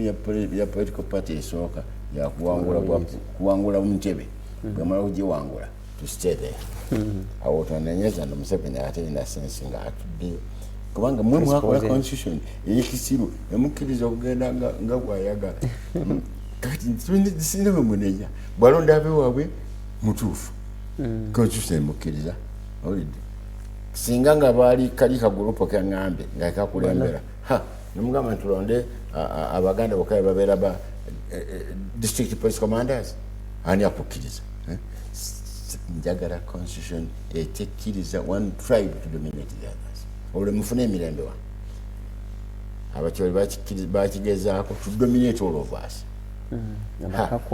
Idi Amin bwe yawamba one what did he do first abali mu ame bonna yattabati batugambe embuzi mwaziruriranga na kukalina waggulu mu 1980 nali mu parliament oyito joko naye yalimu nayogera nga ffenna weetuli naga the city of Lira is a city of widows and orphans ngasigadde bannamwandu nanfuuzi lwaki kubanga oli yagenda nali kulutinga ebo badeni mini bonna abali ewaabwe nabateka mu amin n'abasangamu n'abasala kakati baabatta eri ne basigale bakyala bokka n'abaana baabwe kakati bw'oba olina gurupu leadership eno gyengamba tuyinza kukikola era bwe tutuuka awo tumanya tutandisa okugyamu akategeera tuyinza bannaffe tukyaliko Alternative Digital and this is the Mighty Drive Show ebeerawo buli Monday paka lwakutaano n'ebiseera ebisinga ng'ogyeko ennaku ez'enkizo ennyo tuteera kuba mu vaani eyo n'abaweereza bammwe mukose Arnold Bikobere Faida Lilian Luwedde Omumbejja ansonyiwe abeera ssebo n'abalala abaweereza naye bwabaawo ennaku endala nga zeetaagisa then tetubeera mu vaani Lilian Luwedde owulidde kirungi oli neighbor w'ekitiibwa abo bintu byammwe eby'emmengo mujja kwesootinga bya Buganda. Okay, National Coalition of Human Rights Defenders basangibwa Semawata Road Ntinda balina enamba kasooba ng'olinako omuliro ku simu nga n'ampeesa go ganyiga bulungi ojja kutumbiza essimu obakubire enamba toll free it is 0800 100 250. The toll free number is oba mu Luganda gyebagamba esimu gy'okubanga niba tolina airtime eringa namba ya poliisi niba tolinako airtime ojja gikuba obutafaanako oba oliawo eza poliisi balawo okukwata eriyo bagikwatirawo esa byonna ogikubira eri 0800 00 nga okutiisibwatiisibwa simanyanga ofunye obuzibu nga oli human ng'olwanirira eddembe lyonna mu Uganda eddembe ly'obuntu human rights bajja kuwa obuyambi bwe banaba basobodde bwe banasanga nti obwetaaga. Studio line yaffe ku dakika esembayo eri 07890745. Our studio line is 0789017145. And also don't forget the book launch of Professor Retired Justice Kanyihamba, which is scheduled for 26th this month at 2 p.m. Imperial Royal Hotel. It's the last Friday of this month. It's going to be at 2 p.m. He's 81. You should come and interact with him. If you're a young person, come and interrogate and ask these old gentlemen and the ladies that will be in that room present. The guest speaker is PLO Lumumba of Kenya, an African jurist. And also the guest of honor happens to be the Deputy Speaker of Parliament, Right Honorable Jacobo Olanya. And also to add that the panelists include Right Honorable Amama Mbabazi, Dr. Lina Zedriga, Dr. Miriam Matembe, Bernard Mona from Ghana, and also Council Nicholas Opio, and the one and only Chairman Norbert Mao, the DP President. We want to get you then. You can call for any further information about the book launch on 0702 9076 or 0783 047785. The ticket goes for simply 200,000 Ugandan currency to win you a book that is paged over 700 pages. 700 pages of this book. So that ticket comes with that book. Do not hesitate to reach on to us, the Alternative Digitalk, but also by calling 0702 9076 or 0783 047785. It's an event that you shouldn't miss. Owek walonda tewalonda akalula kawedde wakyali kimala budde ng'emmere bagamba waliwo emmere bagamba Abaganda yimutera okugabaawo ekawungeezaawo. It is what? It is some nyandirabidde kyali kimala budde. Nze gye ndowooza nti most unfortunate election Uganda gye yabadde nayo kiki gifuula unfortunate yajja nejjefunamu covid ya covid negenda ebeera ekyekwaso ekikulu temukisinkana abantu bajja kulwala covid kakati tonsemberera bagendanga okugenda okukola campaign abagamba nti mugenda covid ajja kubatta kakati nebeeraawo negendera era nno byebiri byonna oyimu yonna yonna yakugamba nti muntu omu yaba ayitamu abewaabwe badominatinga abalala awulidde ekyo ne covid mukolabo okuko yamuyambako yabayambako abaluyi luli kyokwekwasa okuyonda nekugwa kakati kuli munkayana as usual buli okuwedde kwonna kugwera mu kooti ono omwana yagamba nti ne mu kooti ekigasa kugenda babaena basigala kati basigazaaki engeri yokka gyendaba gyoyinza okugamba nti gyebayinza okugamba nti twakivinzeeyo ekintu ekitujja mu conflict eyinza n'okuvaamu olutalo kyakugamba ate nno selfishness kitakikiriza kyaliwo kyakugamba nti balekewo constitution review commission ereviewinge constitution bulungi nnyo okumala emyaka ne bwe gibeera ebiri ng'olwani afuga wekitiibwa oyanjakira nga akyasigalawo naye singa ekyangudde better kyangudde nakola coalition government ya different parties nebeera nga supervising review ya commission yeno review ya constitution nga buli kitundu kyonna kireese input etebeera thrown away nti tetujagala nedda twagala ogambe nti tugiwakanyiza nga mulina ensonga olaba abantu bawakanya akantu kebaita sami federalism federalism is a natural ekyalo kyonna kyonna kiri made of families buli kafamily kefuga kokka nekegatta mu kyalo ezo the concept ya federalism way ekyalo nekigatta several byalo nebifuminga omuluka everywhere amanya genzo okubagenjawo but that's the way human beings are bonna bazalwa mu federal system buli waka is a federal unit nese abantu bakiwulira baganche n'abasoma naina no schoolmate wange wano bametanga Prince Bambi nagenda nga nemujerega nemugati nabudde omunange naye nobeera omusajja mukikiki bwotyo boogera ne bagamba nti kati bwobeera in federal state ebeera country within a country naye nokkiriza kuyiwange tuli ku mirimu nentegereza nati bamusomeserezakyo ne professor mulamba ati anti banamugoba ku mulimu nananga ati professor nzogamba nti kati sikoze okumala emyaka nga kkumi nti guli mwana wa mwami sibako mwana wa mwami ne business negati era nkyakolayo ka business katonotono abantu balowooza nti business tekukola mu kaduka kati bano mwena busimu bwokozesa babukolera bakokani Samsung kaba Korea South Korea bali eri bagukola neno batunda ate naffe tukola waka tugikozesa tugenda ku mutimbagano naffe tuweereza kale wano mu nyumba oyinamu okusanga ekiri mu cupa ya Coca-Cola bali New York batudde organizing a business fenno tugamba tukukuba abaana bajja kubba oyo nakufuuka LC wano nakubeera mu kulembeza okiba kankubuuze weevu eno wagiraba otya do you think as a generation do you think we are being led by consciousness or it is simply excitement and that is one of our last questions when it comes to the quality of the leaders that this wave has brought either into parliament or councils and everywhere.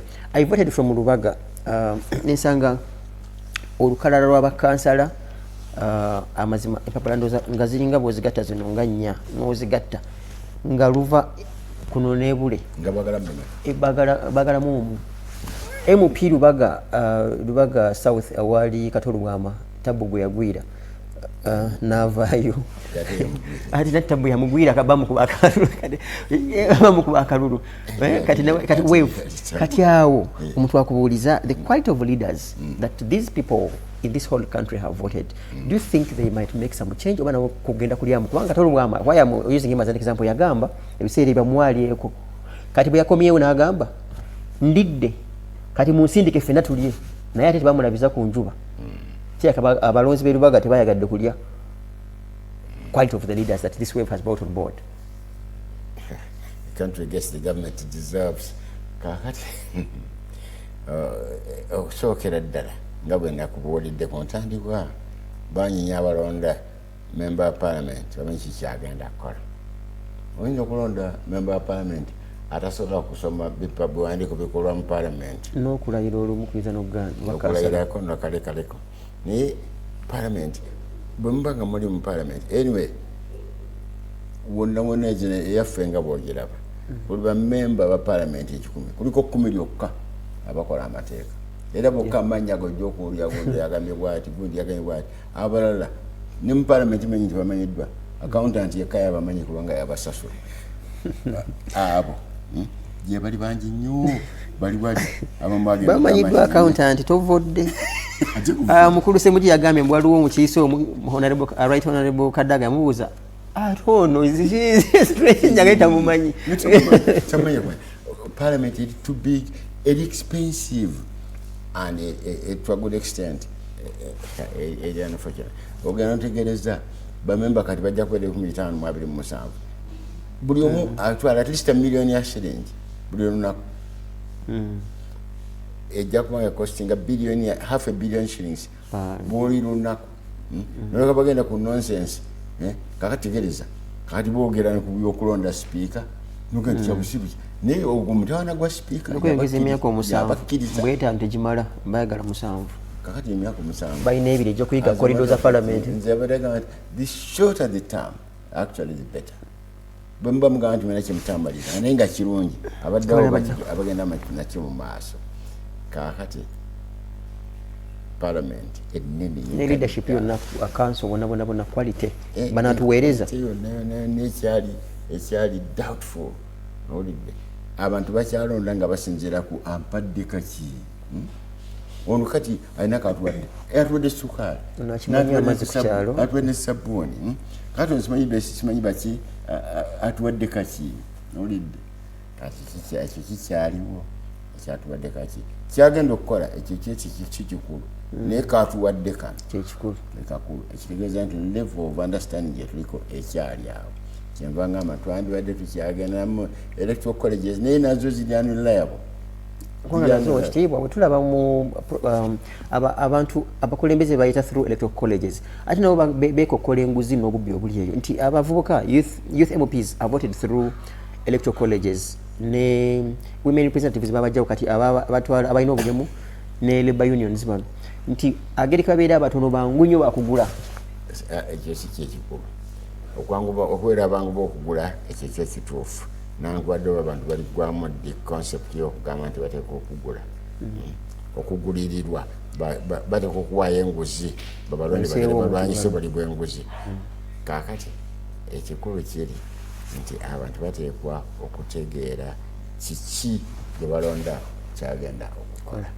So there is need to do more civic education than anything else. Civic education ndoza kyomulikazi oyo ye uchimu bibiri mwasomanga ne civics mikati babijjawo civic education nenge ekyo kyakitadde wabbali ekintu ky'okugamba nti mulonda abakulembeze batonotono ne parliament yenene nga bwenjiraba yana ku size yayo bitano nga sabiri nga mwenda ayinza kumalako omwaka nga tategedde bamemba bebaani okay tukatukize emirimu gya parliament egisinga obukulu gyandibadde gikolera mu standing committees naye mu standing committees ojja kusangamu abantu bebawadde ebiwandiiko ne balimu kusoma omutamiivu najja ne bill no yateeka eri mu mabbago terisomekani terinyuma teringa asoma story nti ebyakanyuma bintu biri insipid biringanga kubola empapula nojja nosoma nze na library waggulu ali eri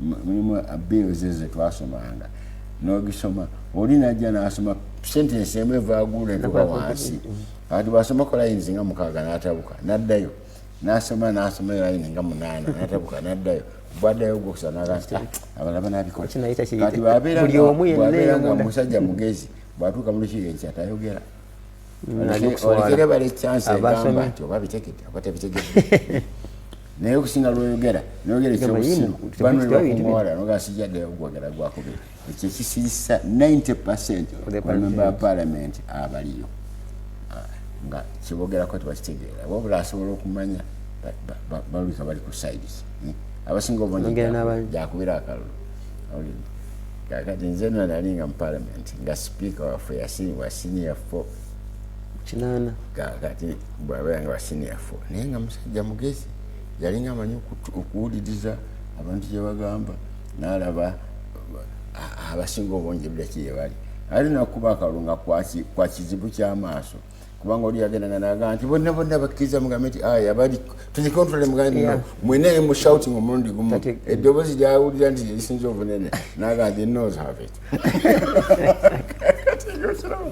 era ne kakati bwekiri oba nakyo kinakyusibwamu British Parliament gye tugoberera okumalako abanga balina ekyo kibata division bwewawulira nga doubtful bwati nakadde mwena mufulume kakati abagamba nti mwingire mu mulyango li abagamba ne mwingire mu guno kati wano oba walidde akasente nga olina kuvuvuma vuvume oyingira wa ate nno si ekyo kyokka tekugwira ovuvuma omundi ogumu gwe bateeka wali okubala yali atamiddemu katono kakati nti lord omunene najja nayeta onoyamala bwati yamubalamu babiri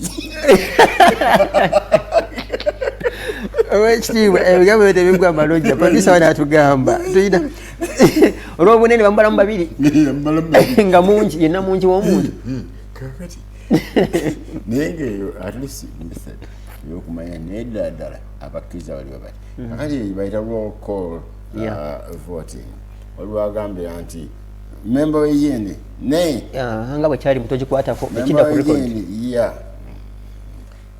ekyo rekodi negenda nebyala ewaabwe batuuka ne bagamba nti abange oyo yakuba akalulu okugikwatako mumutegedde ekitegeeza babatuyisa mu yes neno abo bandivuvumi abamu tebanditegedde rokola eyo abamu bantidde naye kati balina byebeera kiririra abakyera likirabe wabweka anirakira ne mukama we naye nsonga yandibadde bwa minisita naso nga tuyinza okuba effective mu parliament nga tubalina minisita awo wennyini kakati bankanya ihamba yali minisita wa commerce tegereza such a prominent lawyer mu minisita wa commerce tugawandegeza nogamba nti president yamanya kikyakola ani yandibadde minisita wa constitutional affairs nimubeera bya minisita 8 wano mukasikana kalimu abantu 4,000 abamerika bali 375 baminisita bali 13 nga ne president kwali nogamba kibaki ebigambo by'owekitiibwa tebigwa malojja tugenda kusaba naffe mutungereko ku ssaala oba oliawo wetunamusaba okuddamu omukyaza atukkirize kubanga nabo tebalabika obudde oliawo balina ebyokukola bingi naye tusaba bakulu b'eggwanga lino tugenda kwogera kimu kyokka otyo constitution eteri yakisiba ate nakiddamu aliba mwana wa maama tunaddamu akuume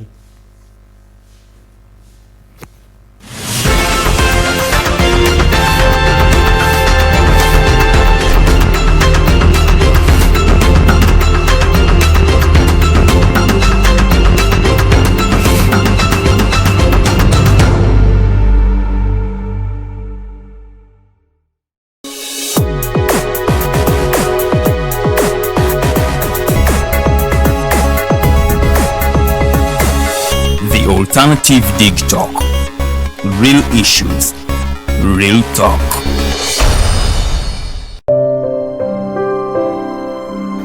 Hey Ugandans, I'm Lieutenant Colonel Dewa Kiki, the Deputy Defense Spokesperson and actually the Deputy Spokesperson for the Uganda People's Defense Forces. I was hosted on Alternative Dig Talk. I encourage all Ugandans that this is the way to go. Always watch, participate, give your views and ask questions on Alternative Dig Talk. Dig Talk, the way to go. Have you read a book that makes you want to shout the title from a rooftop? If you haven't, then here is that book. The Evolution of Constitutional Law, Public Law and Government by retired Justice Professor George Wilson Kanyehamba. Renowned Kenyan jurist and panelist Professor P.L. Olumumba and many other amazing speakers will grace the event. Do not miss the book launch on March 26th, 2021, 2 p.m. at Imperial Real Hotel. The ticket comes with a book, all this at just 200,000 shillings. Call 0702 9000 76 or 0783 04 7785 to get the book or follow up on the launch.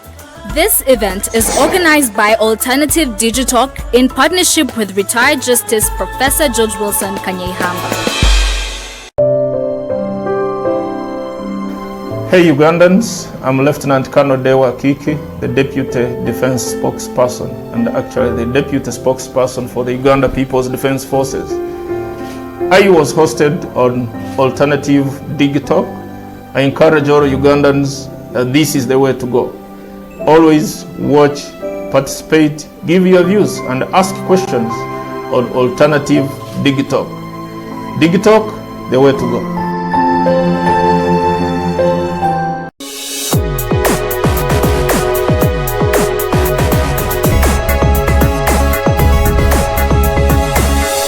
Alternative Dig Talk. Real issues, real talk.